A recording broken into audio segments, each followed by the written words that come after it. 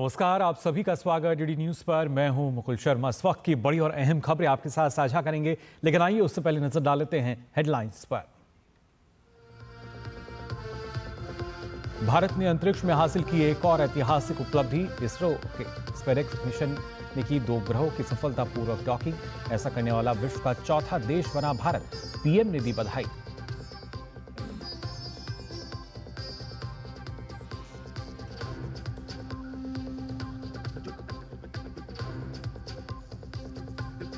केंद्रीय गृह मंत्री अमित शाह आज गुजरात दौरे पर। प्रधानमंत्री नरेंद्र मोदी के जन्म स्थान वडनगर में 300 करोड़ रुपए के विकास कार्यों का करेंगे लोकार्पण।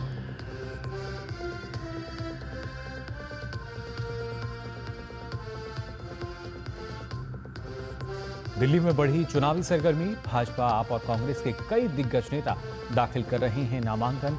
रोड शो और सभाओं के जरिए मतदाताओं को लुभाने का प्रयास जारी।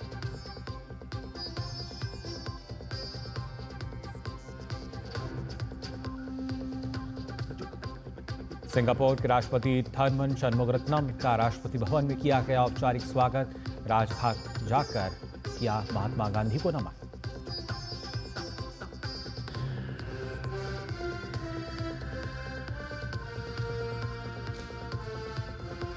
और अमेरिकी राष्ट्रपति जो बाइडेन ने आज बतौर राष्ट्रपति दिया अपना आखिरी संबोधन। इस्रायल और हमास संघर्ष विराम को बताया बड़ी उपलब्धि।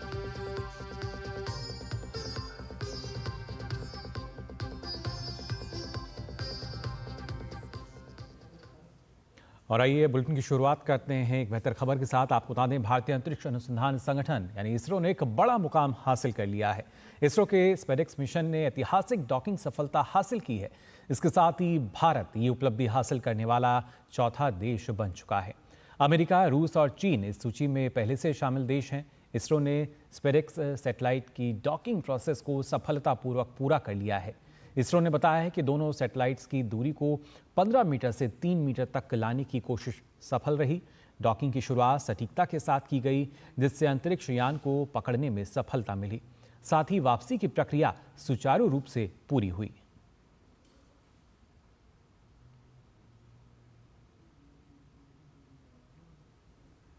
और वहीं राष्ट्रपति द्रौपदी मुर्मू ने स्पेसएक्स डॉकिंग प्रक्रिया सफलतापूर्वक पूरी होने पर इसरो को बधाई दी है।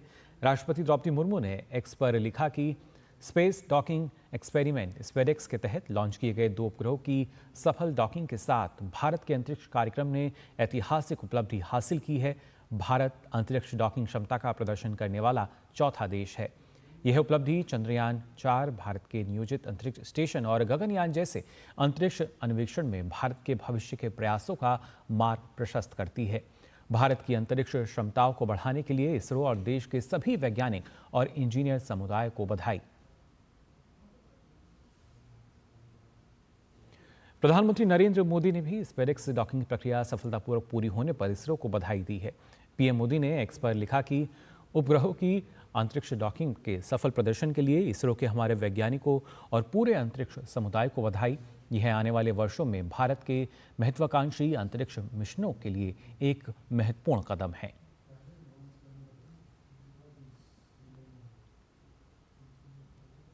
स्पेसएक्स डॉकिंग प्रक्रिया सफलतापूर्वक पूर्ण होने पर इसरो के पूर्व वैज्ञानिक माइलास्वामी अन्नादुरई ने पूरी टीम को बधाई दी। उन्होंने जानकारी देते हुए बताया कि आने वाले वर्षों में इस डॉकिंग का बहुत महत्व होगा। साथ ही ये चंद्रयान 4 मिशन में बहुत मददगार साबित होगा।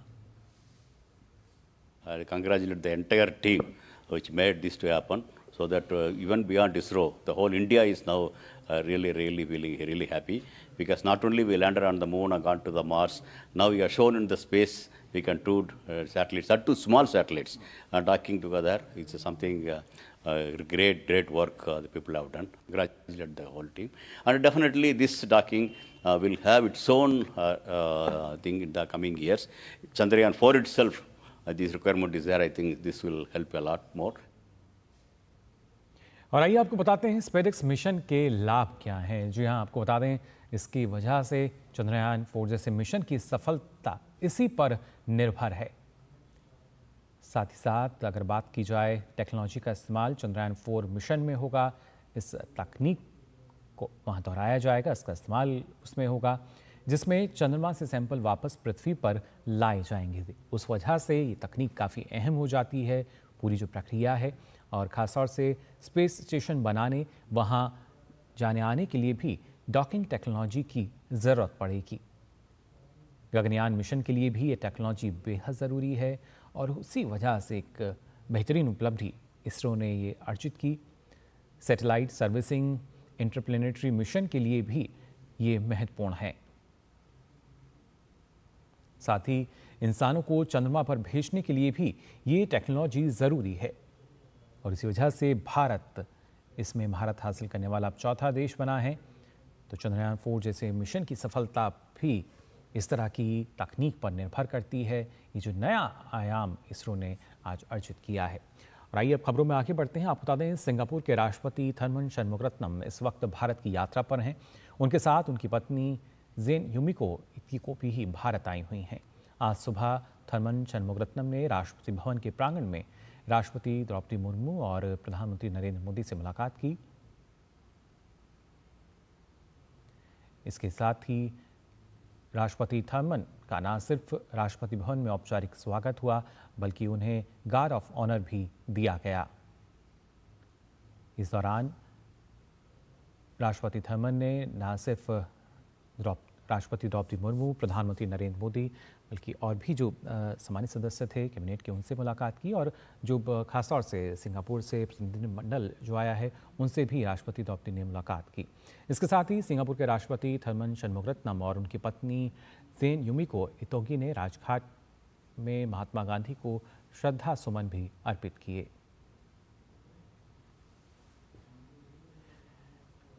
तो राष्ट्रपति थरमन जो कि भारत की राजकीय यात्रा पर हैं 18 जनवरी तक, हमने देखा था पहले राष्ट्रपति भवन में उनका औपचारिक स्वागत हुआ, उसके बाद राजघाट वो पहुंचे, जहां उन्होंने महात्मा गांधी की समाधि पर श्रद्धा सुमन अर्पित किए।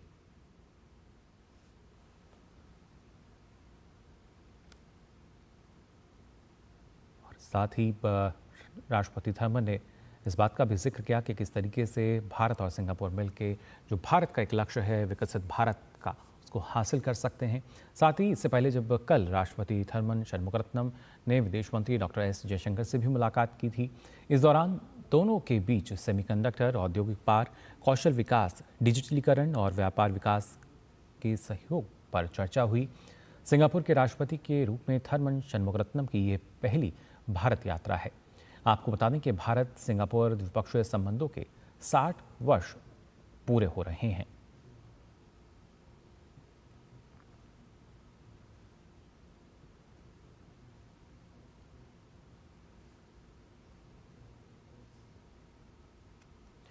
प्रधानमंत्री नरेंद्र मोदी के जन्मस्थान वडनगर अब आधुनिकता के साथ कदम ताल करता हुआ नजर आएगा। गृह मंत्री अमित शाह आज वडनगर में करीब 300 करोड़ रुपए की लागत के विकास कार्यों का अब से कुछ देर बाद लोकार्पण करेंगे। केंद्रीय गृह मंत्री अमित शाह वहां पर 16 वडनगर में पुरातत्व अनुभव संग्रहालय, प्रेरणा संकुल और स्पोर्ट्स कॉम्प्लेक्स का लोकार्पण करेंगे। आइए देखते हैं ये खास रिपोर्ट। केंद्रीय गृह मंत्री अमित शाह प्रधानमंत्री नरेंद्र मोदी के जन्म स्थान वडनगर में करीब 300 करोड़ रुपए की लागत के विकास कार्यों का लोकार्पण करेंगे। गृह मंत्री वडनगर में पुरातत्व अनुभव संग्रहालय, प्रेरणा संकुल और स्पोर्ट्स कॉम्प्लेक्स का लोकार्पण करेंगे। पुरातत्व अनुभव संग्रहालय भारत का अपनी तरह का पहला संग्रहालय है, जिसे केंद्रीय संस्कृति मंत्रालय ने राज्य के पुरातत्व और संग्रहालय निदेशालय के सहयोग से तैयार किया है। 4 मंजिला संग्रहालय लगभग 12,500 वर्ग मीटर क्षेत्र में फैला है। अमित शाह प्रधानमंत्री नरेंद्र मोदी की जीवन यात्रा पर एक फिल्म का भी विमोचन करेंगे। गुजरात के प्राचीनतम जीवंत शहर वडनगर का इतिहास बहुत ही भव्य है। 2500 से अधिक वर्षों से लगातार आबाद रहने वाला ये शहर 7 अलग अलग राजवंशों के अधीन रहा है। वडनगर प्रमुख व्यापारिक मार्ग पर स्थित होने के कारण हिंदू, बौद्ध, जैन और इस्लाम धर्मों के संगम का एक जीवंत केंद्र था। ये शहर सांस्कृतिक और ऐतिहासिक धरोहरों का अनमोल खजाना है। वडनगर के लगभग 4500 वर्ष पुराने शर्मिष्ठा तालाब का भी विकास किया गया है। पर्यटकों के लिए यहाँ बोटिंग की सुविधा भी विकसित की गई है और ओपन एयर थिएटर का भी निर्माण किया गया है।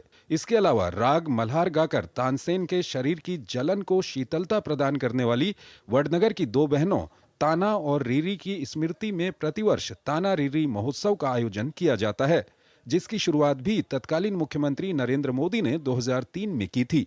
इसका लोकार्पण हो रहा है माननीय गृह मंत्री श्री अमित शाह के द्वारा, जिसमें शिक्षा मंत्री श्री धर्मेंद्र प्रधान जी और माननीय मुख्यमंत्री श्री भूपेंद्र भाई पटेल भी मौजूद रहेंगे। प्रेरणा का मकसद था एक नई युवा पीढ़ी को इस तरफ मोड़ना कि वो देश के प्रति क्या अपना उनका कर्तव्य है और वो क्या योगदान दे सकते हैं। तो ये 9 वैल्यूज़ पे आधारित प्रोग्राम है।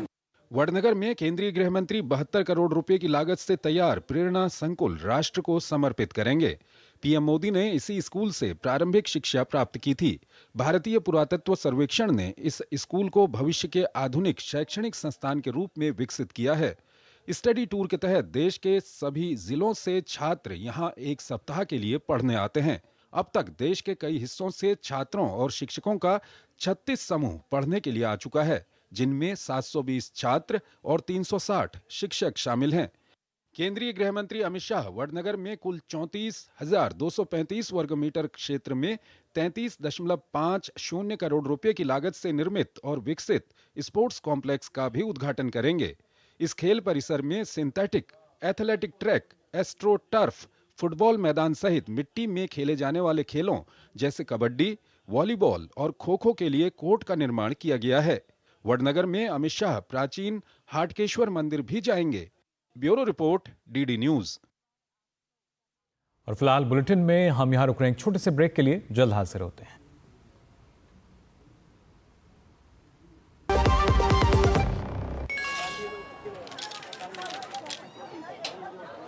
हम मूंगफली बेचते हैं, अपना अकल नहीं।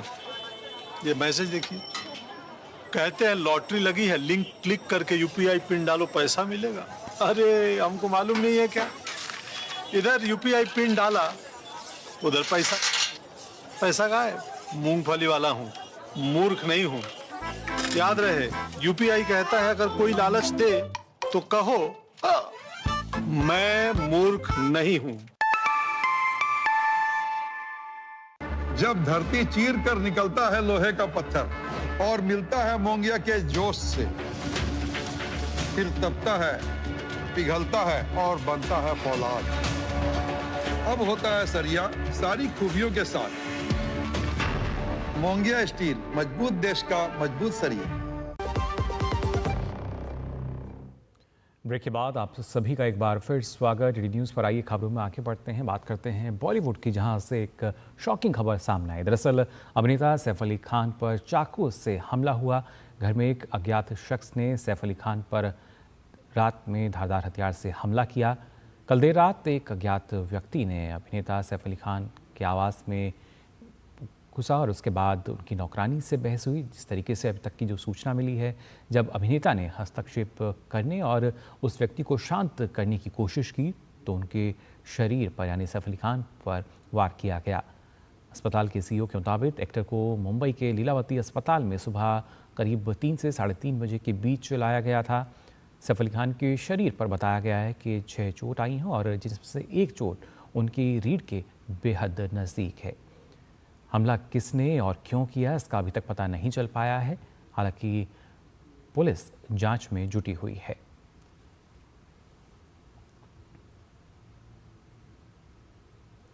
और आइए बात करते हैं राजधानी दिल्ली की, खासतौर से राजधानी दिल्ली के जब दिल्ली विधानसभा चुनाव की हम बात कर रहे हैं तो अब समय लगातार नज़दीक आता जा रहा है और उसी के साथ साथ चुनावी सरगर्मी बढ़ती नज़र आ रही है। आज के दिन की अगर बात की जाए तो नामांकन प्रक्रिया जो है वो लगातार चल रही है और उसमें बीजेपी, कांग्रेस के जो अलग अलग प्रत्याशी हैं वो फिलहाल आप देख सकते हैं, संजय दीक्षित, मुदित अग्रवाल, राजेश गिलोटिया जो कि उम्मीदवार हैं। वहीं बीजेपी की तरफ से अरविंदर सिंह लवली, आम आदमी पार्टी की बात की जाए तो मनीष सिसोदिया और गोपाल राय जो आज नामांकन अपना दाखिल करेंगे। मनीष सिसोदिया जो कि जंगपुरा से प्रत्याशी हैं, गोपाल राय बाबरपुर सीट से आपके प्रत्याशी हैं। इसके साथ साथ अगर बात की जाए गांधीनगर विधानसभा सीट से अरविंदर सिंह लवली बीजेपी से पर्चा भरेंगे। इसके साथ साथ और भी कई ऐसे नेता जो कि आज अपना पर्चा दाखिल कर रहे हैं, नामांकन दाखिल कर रहे हैं। कृष्णानगर से अगर बात की जाए डॉक्टर अनिल गोयल जो कि भाजपा के उम्मीदवार हैं, अपना नामांकन दाखिल करेंगे। वहीं मोतीनगर से हरीश खुराना अनुराग ठाकुर की उपस्थिति में अपना नामांकन भरेंगे। और उससे पहले इन तस्वीरों में भी आप देख पा रहे हैं किस तरीके से पूजा अर्चना करते हुए नजर आए। और उसके बाद आज नामांकन दाखिल करेंगे तमाम दिग्गज नेता।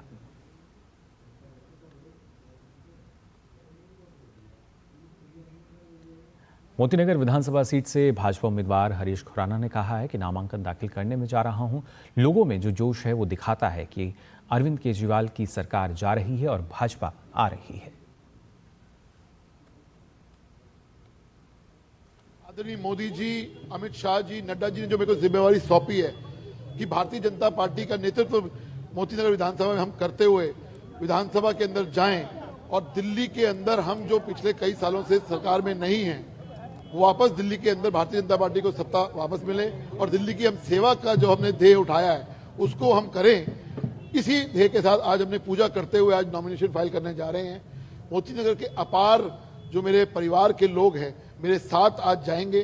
मोतीनगर तो मेरा परिवार है, विधानसभा मेरा परिवार है। आज हम जाएंगे और जिस प्रकार से लोगों का जो जोश है वो दिखाता है कि अरविंद केजरीवाल की सरकार जा रही है।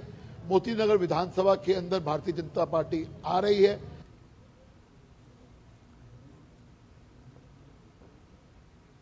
हरीश खुराना अपनी जीत को लेकर काफी आश्वस्त यहां नजर आ रहे हैं। वहीं दिल्ली के मुख्यमंत्री आतिशी के नई आबकारी नीति मामले पर बयान के बाद बीजेपी लगातार हमलावर है। दिल्ली की मुख्यमंत्री आतिशी ने कहा था कि अगर वो दिल्ली में सत्ता में आई तो नई आबकारी नीति फिर से लागू की जाएगी।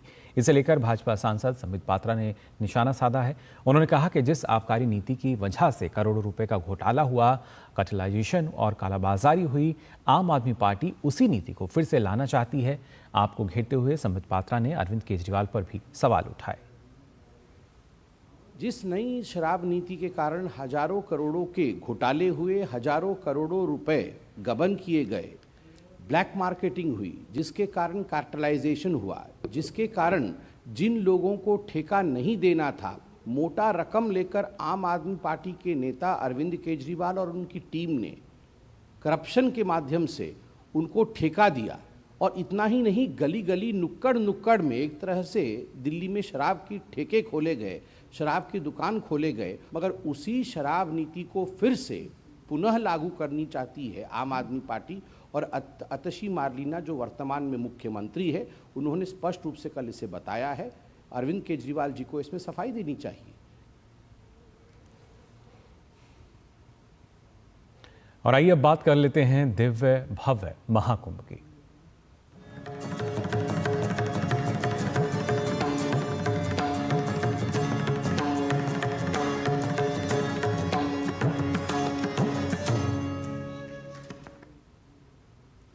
देश विदेश से श्रद्धालु दिव्य भव्य महाकुंभ में पहुंच रहे हैं। ऐसे में उनके भोजन की भी विशेष व्यवस्था की गई है।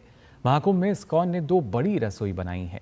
इनमें हर दिन करीब 1.5 लाख लोगों के लिए भोजन बनाया जा रहा है। इस्कॉन की मेगा किचन में बनने वाला भोजन विशेष है। पहले इसका भगवान को भोग लगाया जाता है, फिर लाखों लोगों को ये महाप्रसाद बांटा जाता है। ये महाप्रसाद महाकुंभ मेला क्षेत्र के कई प्रमुख स्थानों पर वितरित किया जा रहा है। इस्कॉन की इस मेगा किचन में अडानी समूह की ओर से भी सहयोग किया जा रहा है।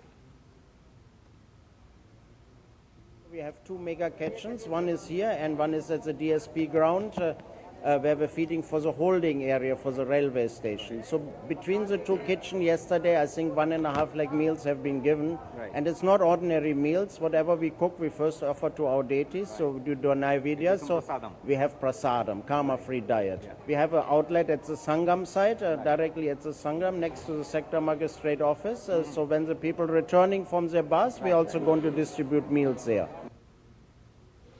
तीर्थ नगरी प्रयागराज में देश विदेश के श्रद्धालुओं का जमावड़ा लगा हुआ है।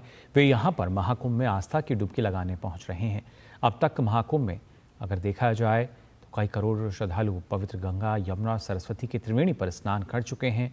श्रद्धालु की सुविधाओं के लिए प्रशासन ने कई महत्वपूर्ण इंतजाम किए हैं। इसी क्रम में भारी भीड़ के मद्देनजर लोगों के बिछड़ने की आशंका को देखते हुए प्रदेश सरकार ने कई AI आधारित कंप्यूटरीकृत खोया पाया केंद्र स्थापित किए हैं। महाकुंभ शुरू होने के बाद यहाँ पर श्रद्धालुओं को मदद मांगते हुए देखा जा सकता है।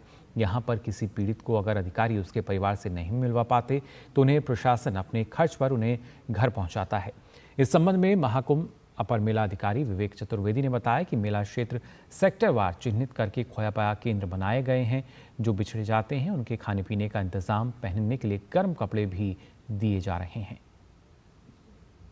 जगह जगह जो हमारे चिन्हित स्पॉट्स हैं वहाँ पर हम लोगों ने डिजिटल लॉस्ट एंड फाउंड बनाया है जो AI इनेबल्ड है, और वहाँ पर सभी तरह की सुविधाएं, लोग जैसे बिछड़ जाते हैं तो उनको रहने के लिए उनको कपड़े, जो गर्म कपड़े चाहिए, उनके खाने पीने का इंतजाम, वहाँ साइकोलॉजी के भी लोग रहते हैं जो वो काउंसलिंग उनकी करते हैं ताकि वो परेशान ना हो।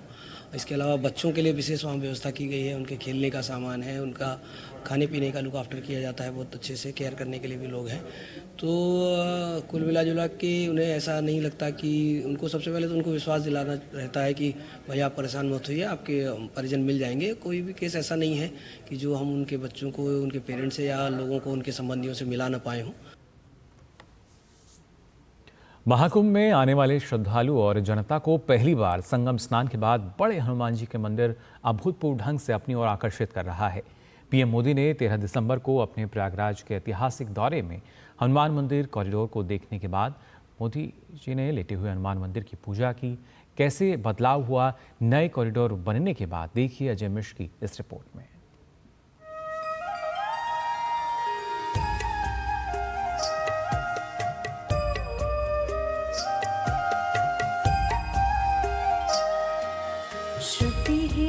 प्रमाणं स्मृतयः प्रमाणं पुराणमप्यत्र परं प्रमाणम्। मैं इस वक्त हूँ हनुमान मंदिर कॉरिडोर में, और आप देख रहे हैं कि वो जो कॉरिडोर का हिस्सा है वो नया एंट्री गेट बनाया गया है। और पहली बार ये एंट्री गेट बनाया गया है कि पहले दोनों ही तरफ से जो यात्री थे वो आया किया करते थे। अब देखिए आप कितने लोगों की लाइन लग रही है, और एक साथ लाखों लोग यहाँ पर इस परिसर में दर्शन का लाभ उठा सकते हैं। यहाँ पर चित्रकारी की गई है, राम नाम अंकित किया गया, और हनुमान जी के अलग अलग जो चित्रण है वो यहाँ पर भित्ति चित्रों में दिखाई देते हैं। तो आराम से जो दर्शनार्थी यहाँ पर आ रहे हैं वो इन चित्रों के माध्यम से श्री हनुमान जी की महिमा और उस कथा को याद करते हुए यहाँ पर पहुँचते हैं। और आप देख रहे हैं कि लंबी लाइन है, विश्व में एकमात्र लेटे हुए हनुमान जी हैं, जो कि यहाँ पर भारतवर्ष में जब भगवान श्री राम लौटे श्रीलंका से दिग्विजय करने के बाद में, तो यहीं पर हनुमान जी ने कुछ समय के लिए विश्राम किया था, और ये उनका विश्राम स्थल कहा जाता है। ये आप देख रहे हैं श्री बड़े हनुमान जी का मंदिर, और हमारे कैमरा सहयोगी श्री सुमन आपको दर्शन करा रहे हैं। अंदर की तस्वीरें भी हम आपको दिखाएंगे।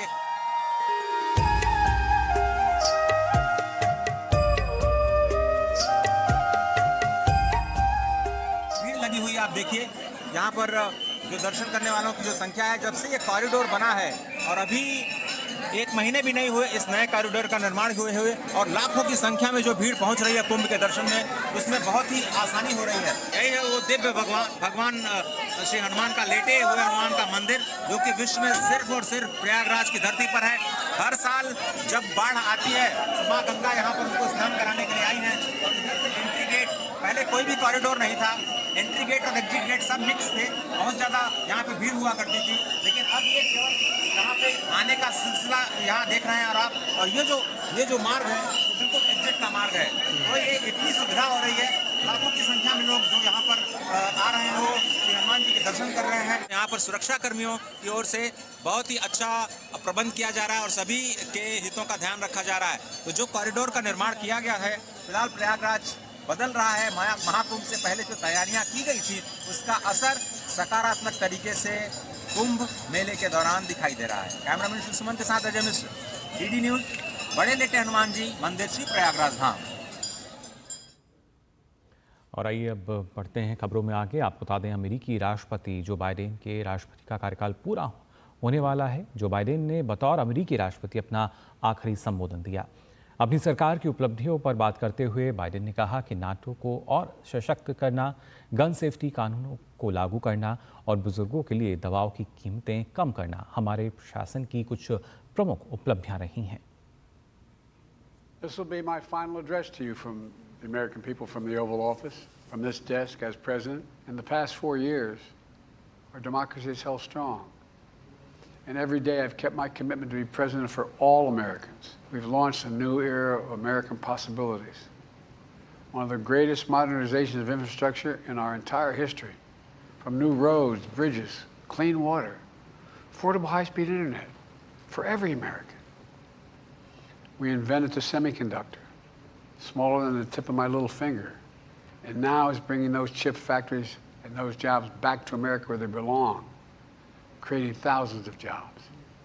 Finally, giving Medicare the power to negotiate lower prescription drug prices for millions of seniors. And finally, doing something to protect our children and our families by passing the most significant gun safety law in 30 years and bringing violent crime to a 50-year low. अंतिम भाषण में Joe Biden ने कहा कि Israel और Hamas के बीच प्रशासन ने 8 महीने की लगातार बातचीत के बाद युद्ध विराम और बंधक समझौते पर सहमति बनाने में सफलता पाई है। After 8 months of non-stop negotiation, my administration, a ceasefire and a hostage deal has been reached by Israel and Hamas, the elements of which I laid out in great detail in May of this year. This plan was developed and negotiated by my team and will be largely implemented by the incoming administration. That's why I told my team to keep the incoming administration fully informed, because that's how it should be, working together as Americans. तो ये तमाम बातें Joe Biden ने अपने विदाई संदेश में कही। फिलहाल के लिए इस बुलेटिन में बस इतना ही। मुझे दीजिए अनुमति। नमस्कार।